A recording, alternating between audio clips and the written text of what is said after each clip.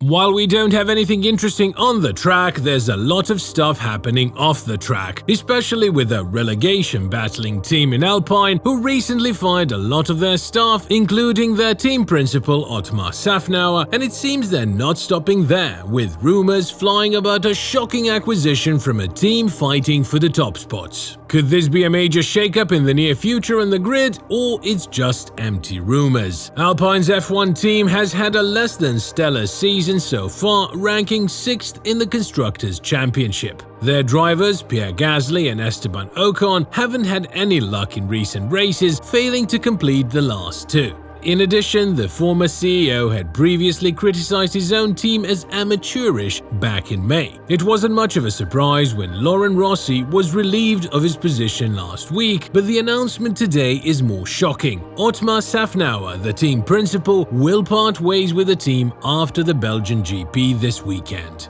We've been informed that it was a mutual decision. Alpine, which secured 4th place in 2022, has slipped to 6th place in this year's Formula 1 Constructors' Championship, not meeting their pre-season expectations. With a single podium finish in Monaco and having been surpassed in the team standings by Aston Martin and a rebounding McLaren in recent events, it's clear that the team is struggling. The departure of Szafnauer comes hot on the heels of Alpine's dismissal of CEO Lorenzo Rossi, who was replaced by Philipp Krief. In addition to this, Alain Permain, the long-standing sporting director who has been with the team for 34 years, will also leave, as will Chief Technical Officer Pat Fry. Fry will take on a similar role at Williams, starting from November 1st. It's highly unusual for a team to undergo such a significant shakeup in management in a brief period of time, especially during an ongoing season, and even less likely during a race event. Bruno Famin, who was recently promoted to the role of Vice President of Alpine Motorsports, will assume the interim team principal role starting from the upcoming race in the Netherlands. Meanwhile, Julian Rouse, current director of the Alpine Academy, will step into Permain's shoes as sporting director on an interim basis. Famin explained the decision to part ways with Szafnauer and Permain, stating, "We were not aligned on the timeline to regain or achieve the level of performance we are aiming for." The dismissal of Otmar Szafnauer from Alpine after just 18 months in the helm brings into question whether he was granted sufficient time to implement any meaningful changes. Szafnauer faced the press post the Hungarian Grand Prix, trying to stave off any concerns regarding his position. Just a few days earlier, Renault had decided to sidestep Alpine CEO Lorenzo Rossi, pointing Philipp Krief to fill his shoes. Rossi was somewhat dismissively relegated to vaguely defined special projects at the automaker, a move which can be likened to the corporate equivalent of being sent to the corner with crayons. So we still have 60-something races to go. That's another 3 years to just start winning. It takes time. It's taken everybody time.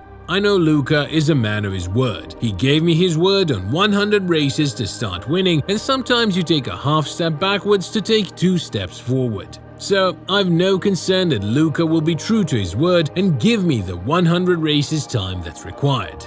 Szafnauer was dismissed from his role at Alpine, which officially went into force after the Belgian Grand Prix this weekend. One could wonder if Szafnauer had foreseen his impending sacking, and whether his public statements were a desperate attempt to coax De Meo into retaining him. This, in my opinion, only proves that the dismissal of both Szafnauer and Permain, while sparing technical director Matt Harmon and engine chief Bruno Famin, suggests that Alpine's leadership lacked confidence in the team management at Enstone and on the racetrack. It's conceivable that they're satisfied with those in charge of the car and engine development, which would be reasonable if the performance of the car and engine weren't quite middling. This isn't to imply that people like Harmon should be dismissed as well. He appears to understand the team's needs and its direction. The issue extends far beyond a single individual. The key aspect of Szafnauer and Permain's dismissal is that it illuminates the rift and locates where the blame is being placed. Alpine Renault believes that racing teams' leaders should be delivering superior results with the resources they have and aren't meeting the timelines for improvement. The only aspect that seems mutual about this decision is a mutual disagreement over which side is managing things effectively. Although Alpine is attributing this situation to Szafnauer and Permain, I would wager that these two believe that the degree of management intrusion has been a significant issue.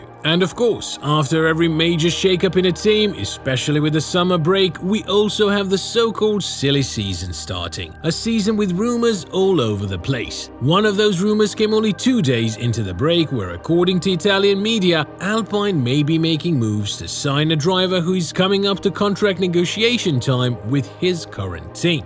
Recent rumors suggest that Charles Leclerc has secured a new deal with Ferrari, although neither the Scuderia nor the Monaco native have officially confirmed this contract extension. Leclerc's current contract lasts until the close of 2024, and the new agreement is rumored to be a 2+3 format, which guarantees 2 years with an option to extend for an additional 3 years. Italian media have speculated that such a lengthy deal could cause Leclerc's teammate Carlos Sainz to explore other options. But could Sainz really join Alpine? Sainz, whose contract with Ferrari also ends in 2024, is believed to have requested the same terms as Leclerc, according to Italian reports. Funo Analisi Tecnica claims that negotiations are still in progress, with Sainz's experienced racing father, Carlos Sr., exploring other potential opportunities on the grid if things with Ferrari don't pan out.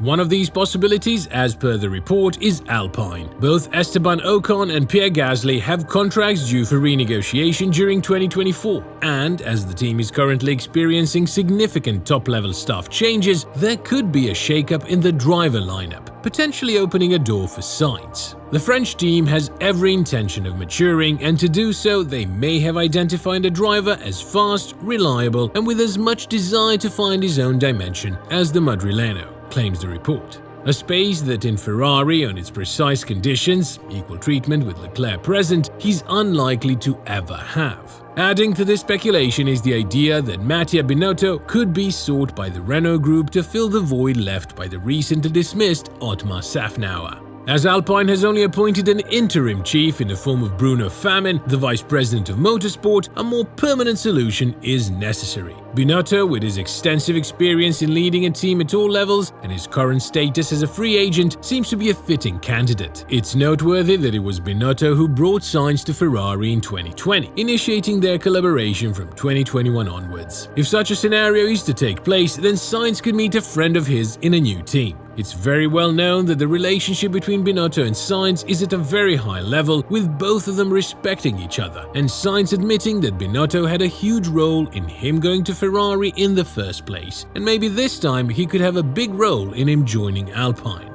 Then we have the question of who would be leaving Alpine if such a thing happens. Maybe Pierre Gasly and Sainz could make a swap, and we will see the French driver donning the red colors. It would be interesting to say the least. As talks and speculations continue to swirl in the Formula One paddock, fans and experts are eagerly waiting to see how the driver lineup and team structures will shape up for the next season. With driver contracts often being subject to last-minute changes and surprising announcements, the F1 community remains on the edge of their seats, anticipating any major moves that might shake up the grid. Until any official confirmation or announcements are made, the future of Carlos Sainz and Alpine remains uncertain. However, with a combination of skill, experience, and potential on offer, a potential partnership between Sainz and Alpine could be an exciting prospect for the grid.